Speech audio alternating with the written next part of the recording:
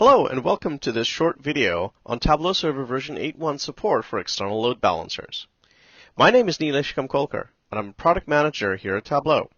This video is primarily targeted towards Tableau Server administrators that are already familiar with Tableau Server and its components, and also perhaps have a Tableau Server instance running in an HA scenario. Support for ELB enables Tableau Server Gateway to automatically failover.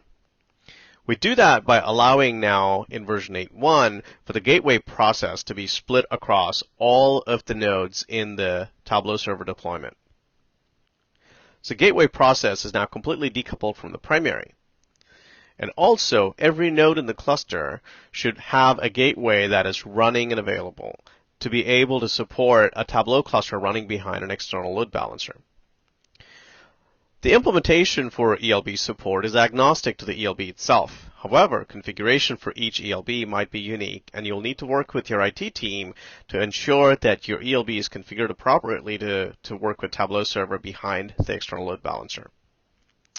We also separated out a few of the roles that the gateway and the primary play. So the gateway primarily in version 8.1 will only accept and route inbound requests. Note that the gateway is now available on all the nodes in the cluster, so it's aware that it's behind an ELB, and the primary function it serves is just routing inbound requests. The primary node in the cluster serves as the administrative node, and this includes functions like licensing, tab admin, running tab admin, and search services, etc. So let's take a quick look at a three-node architecture.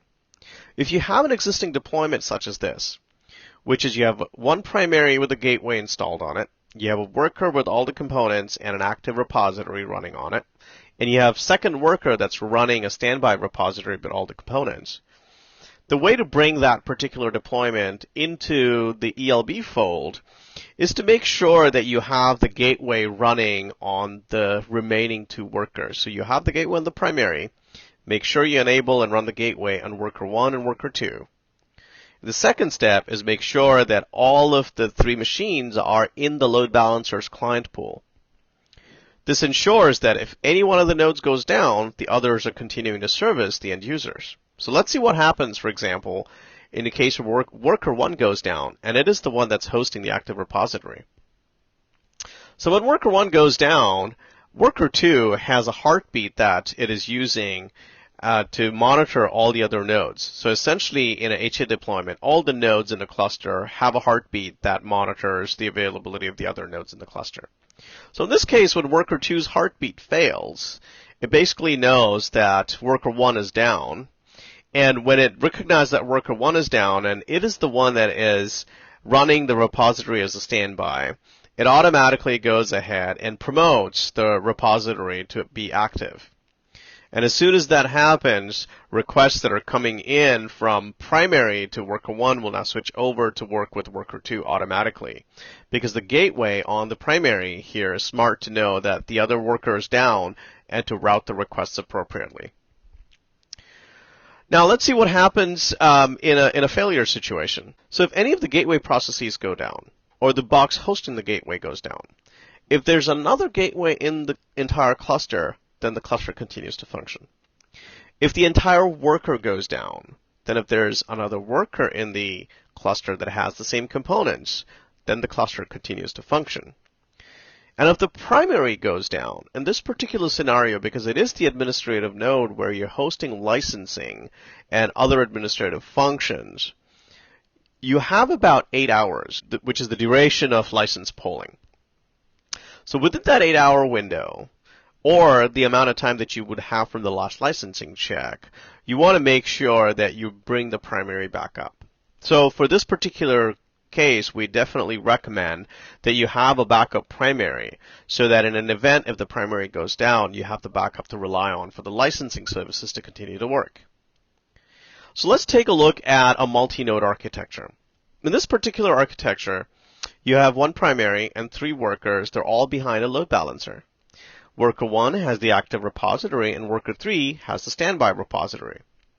Note that every single node in the cluster has all of the server components running on it, including the gateways. So in this particular case, if any of the nodes goes down, Because there are all the components are running on all the nodes and the gateway is available on components, the cluster just continues to function. So let's see what happens if worker 1 goes down in this particular situation. If worker 1 goes down, the request starts to fail, and some of the heartbeats are missed. And worker 3 automatically detects that and promotes the standby repository to the active repository. And from this point onwards, all of the requests that are originating from the end user or the load balancer are continually being served because all 3 nodes in the system are continuing to function. So let's take a look at what happens in a 2-node scenario. In a 2-node scenario, you have a primary and a worker that are behind a load balancer. And the primary is running the active repository, and worker 1 is running the standby repository.